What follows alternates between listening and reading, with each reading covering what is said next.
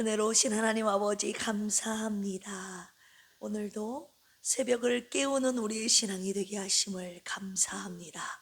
오늘도 믿음으로 살게 하여 주시옵소서. 믿음으로 오직 주님의 말씀 따라 살아가는 필그림의 온 가족들 되게 하여 주옵소서. 감사드리며 예수님의 이름으로 기도합니다. 아멘. 앞뒤 옆에 계신 분들과 인사 나누겠습니다. 집사님은 하나님의 자녀입니다. 네, 하나님의 자녀라는 정체성을 가지고 주님을 닮아가는 자녀로 깨끗한 삶을 살아가는 우리 필그림 온 가족들 되시기를 주님의 이름으로 축원합니다. 광고 말씀드릴게요. 어제 고 김병옥 성도님께서 주님 품에 안기셨습니다. 어제 저녁에 위로 예배에 가서 함께 가서 위로 예배를 드림으로 유가족들을 위로해 드렸고, 오늘 오후 12시에는 입관 예배를 드립니다. 교회에서 11시 오전 11시 45분에 출발하니까 그렇게 하시고 이렇게 참여해 주시기를 바랍니다. 내일은 발인 예배 및 학원 예배가 있습니다. 오늘 시편 110편입니다. 성경 886쪽입니다. 시편 110편은 짧지만 매우 중요한 메시아 예언 시편으로 신약에서도 자주 인용되는 다윗의 시입니다. 7절까지 함께 합독하도록 하겠습니다. 시작. 여호와께서 내 주에게 말씀하시기를 내가 내 원수들로 내 발판이 되게 하기까지 너는 내 오른쪽에 앉아 있으라 하셨도다. 여호와께서 시온에서부터 주의 권능의 규를 내보내시리니 주는 원수들 중에서 다스리소서. 주의 권능의 날에 주의 백성이 거룩한 옷을 입고 즐거이 헌신하니 새벽 이슬 같은 주의 청년들이 주께 나오는도다. 여호와는 맹세하고 변하지 아니하시리라. 이르시기를 너는 멜기세덱의 서열을 따라 영원한 제사장이라 하셨도다. 주의 오른쪽에 계신 주께서 그의 노하시는 날에 왕들을 쳐서 깨뜨리실 것이라. 문 나라를 심판하여 시체로 가득하게 하시고 여러 나라의 머리를 쳐서 깨뜨리시며 길가의 시냇물을 마심으로 그의 머리를 드시리로다. 아멘. 신앙생활하면서 이런 느낌 든 적 없습니까? 해야 하니까 합니다. 안 하면 안 되니까 하는 거예요. 그리고 빠지면 눈치 보일 것 같아서 옵니다.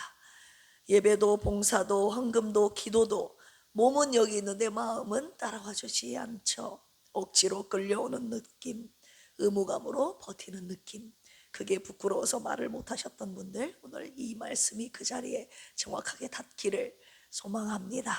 오늘 시편 110편 3절에서 결정적인 단어가 하나 나오지 않습니까?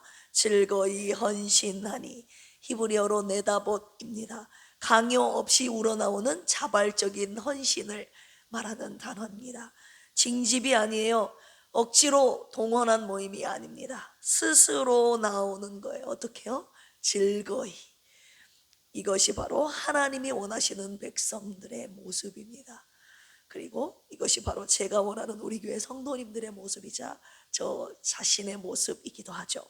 이게 어떻게 가능합니까? 더 열심히 해야지 결단한다고 되던가요? 새해 첫날 결심한다고 되던가요? 아니죠. 작심삼일입니다. 오늘 본문이 답을 주고 있는데요. 네다봇.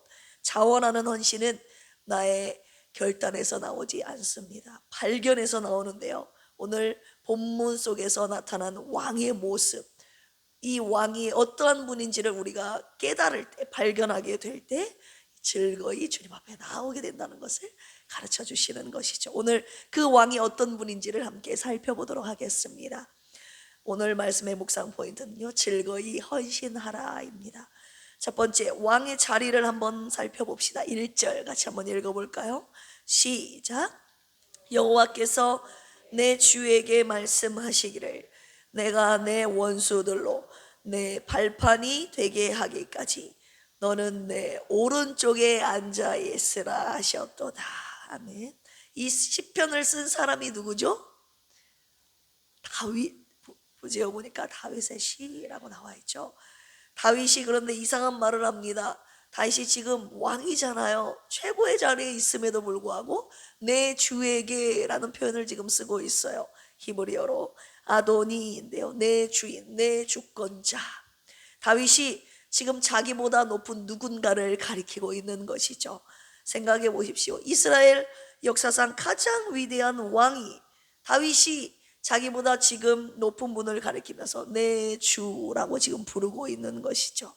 예수님이 이것을 바리새인들에게도 직접 물으셨지요. 마태복음 22장 45절에 다윗이 그리스도를 주라 칭하셨은즉 어찌 그의 자손이 되겠느냐 하시니, 다윗의 자손인데 다윗의 주이신 분 누구신가요? 그분이 바로 예수님이십니다. 할렐루야. 하나님께서 다윗의 주에게 뭐라고 말씀하셨습니까? 너는 내 오른쪽에 앉아 있으라. 왕의 오른쪽은 최고 권위의 자리입니다. 즉위의 자리, 통치의 자리. 그런데 이 명령이 언제 떨어졌는지를 주목하십시오. 원수들이 제압된 다음이 아니라 원수들이 아직 남아있는 지금이라는 거예요. 원수들이 아직 남아있는 지금 오른편에, 주님의 하나님의 오른편에 앉아 있으라고 주님의 명령이 떨어지는 것이죠. 발판이 되게 하기까지. 발판이 되는 것은 아직이에요. 그런데 즉위는 바로 지금인 것입니다. 예수님의 승천이 바로 이것이죠. 예수님이 하늘로 올라가셨을 때 떠나신 것이 아니라 하나님 보좌 우편에 그 왕좌에 앉으신 것입니다. 할렐루야. 그때부터 지금까지 그 왕좌에서 떠나신 적이 없습니다. 원수들이 주님의 발판이 되기까지 그 자리에 계속 앉아 계실 것입니다. 할렐루야. 문제는 무엇입니까? 원수들이 당신의 발판이 되기까지 저와 여러분들이 못 참는 것이죠. 예수님도 그날을 지금 참고 계시는데 저와 여러분들이 그날을 못 참아서 되겠습니까? 아버지의 오른쪽에 앉아, 하나님의 오른쪽에 앉아 발판이 되기까지 참고 기다리시는 주님을 바라보는 오늘 새벽이 되시기를 주님의 이름으로 축원합니다. 우리 4절 보실까요? 두 번째 왕의 성품을 한번 보시기 바랍니다. 시작. 여호와는 맹세하고 변하지 아니하시리라. 이르시기를 너는 멜기세덱의 서열을 따라 영원한 제사장이라 하셨도다. 아멘. 이 구절을 그냥 지나쳐서는 안 됩니다. 왕이요 제사장이 됐다는 것입니다. 이스라엘 역사에서 왕과 제사장은 절대로 겹칠 수 없었습니다. 이 경계는 목숨을 걸어야 할 만큼 아주 엄격했던 부분이거든요. 우리 우시아 왕 아십니까? 우시아 왕 성전 안에서 제사장 일을 하려다가 나병 환자가 되었잖아요. 그 자리에서 나병 환자가 된 왕의 이름이 우시아였죠. 왕이 제사장의 영역을 침범하는 것은 하나님이 세우신 질서를 무너뜨리는 일이었죠. 그런데 오늘 본문을 보니까 하나님이 맹세하신 것입니다. 이 메시아는 왕이면서 동시에 제사장이라고, 그리고 그것을 맹세하셨고 변하지 아니하시리라 이렇게 말씀하셨습니다. 이 통합이 맹세 없이는 선언할 수 없는 일이었다는 것이죠. 그렇다면 제사장이 하는 일이 무엇입니까? 백성을 위해서 하나님 앞에 서는 일 아닙니까? 백성의 죄를 짊어지고 하나님 앞에 나아가는 자, 백성을 대신하여 중보하는 자, 제사장이 하는 일이었죠. 왕은 다스립니다. 제사장은 중보합니다. 예수님께서 이 두 가지를 지금 동시에 하고 계시는 것입니다. 지금 이 순간 하나님 아버지의 오른편에 앉아 계시면서, 앉아 왕으로 온 세상 만물을 다스리시면서 동시에 우리를 위하여 간구하고 계시는 분이 바로 예수님이십니다. 할렐루야. 히브리서 7장 25절에 보시면 이런 말씀이 있습니다. 그러므로 자기를 힘입어 하나님께 나아가는 자들을 온전히 구원하실 수 있으니 이는 그가 항상 살아계셔서 그들을 위하여 간구하심이라. 우리들이 너무 지쳐서 말이 나오지 않을 때 내가 못해도 예수님께서 중보자로서 저와 여러분들을 위하여 친히 간구하고 계신다는 것이에요. 이 사실을 잊지 마시기를 주님의 이름으로 축원합니다. 정복하는 왕은 많습니다. 발판을 밟고 서는 왕은 역사 안에서 보면 넘쳐나죠. 그런데 왕이 자기 백성을 위해서 친히 제사장이 된다는 것, 자기 몸을 친히 제물로 드리는 것, 그런 왕은요, 오늘 본문 속에서 나오는 이 왕 한 분뿐이십니다. 이런 왕을 알면 저와 여러분들의 헌신의 내용이, 태도가 결이 달라지게 되어 있죠.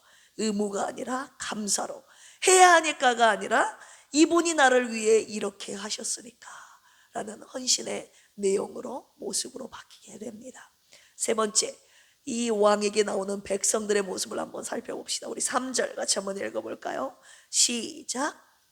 주의 권능의 날에 주의 백성이 거룩한 옷을 입고 즐거이 헌신하니 새벽 이슬 같은 주의 청년들이 주께 나오는도다.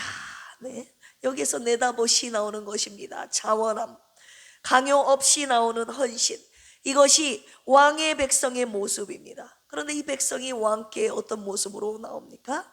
거룩한 옷을 입고, 원문에서는 거룩한 아름다움 안에서입니다. 전쟁터에 나가는 군인인데 두려움으로 나아가는 것이 아니라 즐겁게 거룩한 옷을 입고 나아가고 있다는 거예요. 왕이요, 어떤 왕이냐에 따라서 백성들의 모습이 달라진다는 것을 우리가 알 수 있습니다. 두려운 왕 아래의 백성은요, 늘 두려움으로 복종하는 마음으로 나아가게 되어 있습니다. 눈치를 보면서 들키지 않으려고 하죠. 안 하면 혼나니까 하는 거예요. 이게 두려운 왕 아래에 있는 백성들의 모습이죠. 그런데 이 왕의 백성의 모습은 달랐습니다. 새벽 이슬 같은 청년들처럼 기쁨으로 스스로 자발적으로 나와 헌신합니다.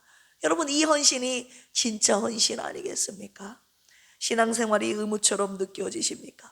오늘 본문에 말씀하고 계시는, 보여주고 계시는 이 왕이 어떤 왕인지를 보라고 하셨습니다. 그리고 이 왕께 나오는 백성들이 어떤 모습으로 나오는지를 이 새벽에 저와 여러분들 보라고 하셨습니다.